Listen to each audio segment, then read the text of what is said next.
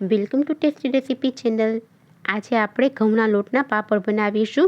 આ રીતથી તમારે નથી ખીચું બનાવવાનું કે બાફવાનું, નથી પાપડ વણવાના કે મશીનમાં પ્રેસ કરવાના. આ રીતથી બનેલા પાપડમાં નથી ચણિયા પડતા, નથી ફાટતા કે નથી તૂટતા. કલાકોનું કામ ફક્ત 10 જ મિનિટમાં થઈ જાય છે. તો ચાલો રેસીપી શરૂ કરીએ. ઘઉંના પાપડ બનાવવા માટે અહીંયા મેં એક મોટું અને જાડા તળિયાવાળું તપેલું લીધું છે. પાપડ બનાવવા માટે ઘરમાં રહેલ કોઈ વાટકાનું માપ સેટ કરી લેવાનું. એક વાટકો ઘઉંનો જે ઝીણો રોટલી માટે લોટ વાપરતા હોય તે ચાળી અને લેવાનો છે. આ લોટને આપણે વાસણમાં એડ કરી દઈશું. અહીંયા મેજરમેન્ટનું ખાસ ધ્યાન રાખવાનું છે. લોટને બહુ દાબી અને વાટકામાં નથી ભરવાનો, નોર્મલી ભરતા હોય એટલો જ ભરવાનો. તેની સાથે આપણે 3 ચમચી જેટલો મેંદો એડ કરીશું. મેંદાની જગ્યાએ તમે ચોખાનો લોટ પણ એડ કરી શકો છો. આ રીતથી પાપડ બનાવવામાં તમારે નથી ખીચું બનાવવાનું કે તમારો પાપડ ફાટશે નહીં કે તૂટશે નહીં. તેની સાથે 1 ચમચી કે સ્વાદ પ્રમાણે નમક એડ કરીશું. તમે એકલા હાથે પણ આ પાપડ બનાવી શકો છો. હવે આ બધી વસ્તુને સારી રીતે મિક્સ કરી લેવાની છે. બધી વસ્તુ મિક્સ થઈ જાય એટલે તેમાં પાણી એડ કરીશું. જે વાટકાથી આપણે લોટ લીધો હતો એ વાટકાથી જ પાણી એડ કરવાનું. અત્યારે પહેલાં 2 વાટકા પાણી એડ કરીશું. માપનું ધ્યાન રાખશો તો જ આ પાપડ છે સરસ બનશે. પાણીને લોટ સાથે બરાબર રીતે મિક્સ કરી લેવાનો છે. બેટરમાં કોઈ લમ્સ ના રહે એ રીતે મિક્સ કરીશું.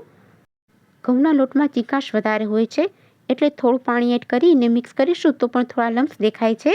લોટને ચમચાથી પાણી સાથે મિક્સ કરી લીધો છે, પણ હજી થોડાક આમાં લમ્સ છે એટલે આ બેટરને આપણે બ્લેન્ડરથી બ્લેન્ડ કરી લેશું. તેનાથી બ્લેન્ડ કરવાથી એક તો મહેનત ઓછી લાગે છે અને લમ્સ પણ જરાય નથી રહેતા. બ્લેન્ડર ના હોય તો વિસ્કરથી અથવા રવેથી તમે મિક્સ કરી શકો છો.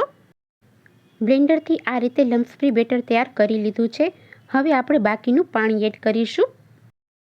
પહેલાં આપણે 2 વાટકા એડ કરેલું હતું. હવે ફરી પાછા 4 વાટકા એડ કરીશું. એટલે ટોટલ કુલ અહીંયા 6 વાટકા પાણી એડ કરવાનું છે. લોટ હોય તેના કરતાં 6 ગણું પાણી એડ કરવું. તેને બરાબર રીતે મિક્સ કરી લેવાનું. અને તમે અહીંયા જુઓ, પતલું એવું બેટર બની અને તૈયાર થઈ ગયું છે. હજી આ બેટરને આપણે ગેસ ઉપર નથી રાખેલું. બધું સરસ રીતે મિક્સ થઈ ગયું છે. હવે આપણે ગેસ તરફ જાશું. આ બેટરને ગેસ ઉપર રાખી દઈશું.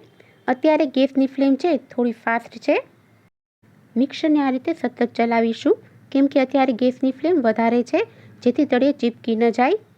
બેટર સરસ ઉકળી જાય ત્યાં સુધી આ રીતે સતત ચલાવતા જઈ અને ગરમ કરી લેવાનું છે. 4 થી 5 મિનિટ પછી તમે અહીંયા જોઈ શકો છો મિક્સર છે એ ઘાટું થવા લાગ્યું છે. હવે ગેસની ફ્લેમ સ્લો કરી નાખીશું અને સ્લો ફ્લેમ ઉપર પણ આ રીતે મિક્સરને સતત ચલાવતું રહેવાનું. 2 થી 3 મિનિટ આ રીતે સતત ચલાવ્યા પછી અહીંયા જો મિક્સર છે વધારે ઘાટું થવા લાગ્યું છે. હવે આ ટાઈમે તેમાં 1 ટેબલસ્પૂન જેટલું આખું જીરું એડ કરીશું. હું અહીંયા જીરું એડ કરું છું. તમે એમનેમ પણ બનાવી શકો છો અથવા તેમાં ચીલી ફ્લેક્સ, કોથમીર કે એવું પણ એડ કરી શકો છો. પાપડ અંદરથી સોફ્ટ બને તેના માટે અડધી ચમચી જેટલો પાપડ ખાર એડ કરીશું. પાપડ ખાર ના હોય તો તમે ઘરમાં ખાવાના સોડા હોય તે પણ નાખી શકો. અને 2 ચમચી જેટલું તેલ એડ કરીશું. હવે આ બધી વસ્તુને બરાબર રીતે મિક્સ કરી લેવાની. ખીચા પાપડ બનાવીએ ત્યારે ખીચાને કેમ પકવવી છે તેમ આ બેટરને પણ આપણે પકવવાનું છે. આ બેટરને એકદમ સ્લો ફ્લેમ ઉપર પકવવાનું જેથી નીચેથી ચીપકી ન જાય અને બરાબર પાકે. તેને બરાબર કૂક કરવા માટે તેને ઢાંકી દેશું. ઢાંકી અને 2 મિનિટ માટે આમ જ કૂક થવા દેશું. 2 મિનિટ જેટલો ટાઈમ થાય એટલે તેને ખોલી અને ફરી પાછું એકવાર મિક્સ કરી લેવાનું અને ફરી પાછું ઢાંકી 2 થી 3 મિનિટ સુધી કૂક કરવાનું. આ પ્રોસેસ 2 થી 3 વખત કરવાની છે. જ્યાં સુધી બેટર બરાબર રીતે કૂક થઈ અને ઘટ ન થાય ત્યાં સુધી આ પ્રોસેસ ચાલુ રાખવાની. 2 થી 3 વખત કરશો એટલે ખીચું છે ઘટ થવા માંડશે. અને જો આ ટાઈમે તમારું બેટર વધારે ઘટ લાગતું હોય તો 1 કપ ગરમ પાણી નાખી અને એડજસ્ટ કરી લેવાનું. હવે બેટરને ચેક કરી લઈએ. 2 થી 3 મિનિટ માટે આમે ત્રીજી વખત કૂક કરેલું હતું અને અહીંયા બેટર સરસ રીતે ઘટ થઈ ગયું છે. તમે જોઈ શકો છો. બેટર બરાબર કૂક થયેલું હશે તો જ તમારા પાપડ છે ખૂબ જ સરસ બનશે. બેટર બરાબર રીતે ઘાટું થઈ ગયું છે. તમે ચમચા ઉપર આ રીતે જુઓ તો સરસ કોટિંગ થાય છે. તેમજ તેની સરસ સુગંધ પણ આવશે. એટલે આપણું બેટર છે બનીને તૈયાર થઈ ગયું છે. બેટર આ રીતે તૈયાર થઈ જાય એટલે ફરી પાછું તેને ઢાંકી અને થોડી વાર તેને ઠંડુ થવા રાખી દેશું. બેટર સરસ ઠંડુ થઈ ગયું છે, તેને એકવાર મિક્સ કરી લેશું. પાપડ બનાવવા માટે આ રીતે મેં એક પોલિથીનની બેગ લીધી છે. જાડું પોલિથીન હોય તો તેવું લેવાનું.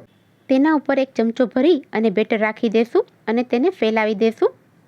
આ પાપડને થોડા જાડા રાખીશું, કેમ કે સુકાશે એટલે એકદમ પતલા થઈ જવાના છે.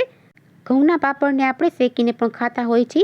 જો એકદમ પતલા પાપડ હશે તો શેકવા ટાઈમે બળી જશે, અને એકદમ પતલા પાપડ હોય તો સ્ટોર કરવા ટાઈમે પણ તૂટી જતા હોય છે, એટલે થોડાક જાડા જ રાખીશું.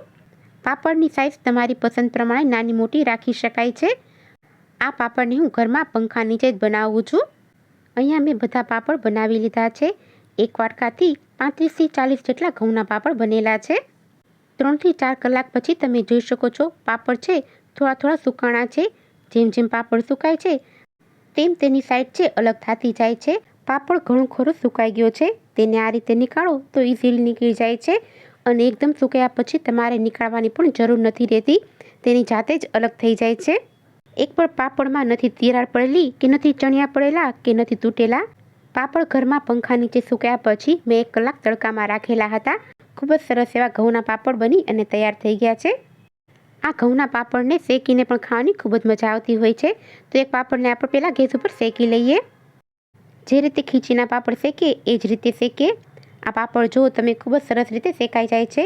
અહીંયા જો તમારો પાપડ પતલો હોય તો બળી જશે, એટલે આ પાપડને થોડાક જાડા જ રાખવા. પાપડ બંને બાજુથી સરસ રીતે શેકાઈ ગયો છે. પાપડને તળવા માટે તેલ ગરમ મૂકીશું. તેલ મીડિયમ ગરમ થાય એટલે પાપડ એડ કરી અને તળી લેશું. બંને બાજુએથી ખૂબ જ સરસ રીતે તળાઈ ગયો છે. કોઈ પણ જાતની મગજમારી વગર એકદમ સરળતાથી આ પાપડને બનાવી શકાય છે. તો આ રેસીપીને એકવાર ચોક્કસથી ટ્રાય કરજો. જો તમને અમારી આજની આ રેસીપી પસંદ આવે તો વિડીયોને લાઇક, શેર અને સબસ્ક્રાઈબ કરો. બાજુમાં રહેલા બેલ આઇકોનને પણ પ્રેસ કરો, જેથી બીજા નવા વિડીયો નોટિફિકેશન સૌથી પહેલાં તમને મળે. નેક્સ્ટ વિડીયોમાં ફરી મળીશું. આ વિડીયો જોવા બદલ આપનો ખૂબ ખૂબ આભાર.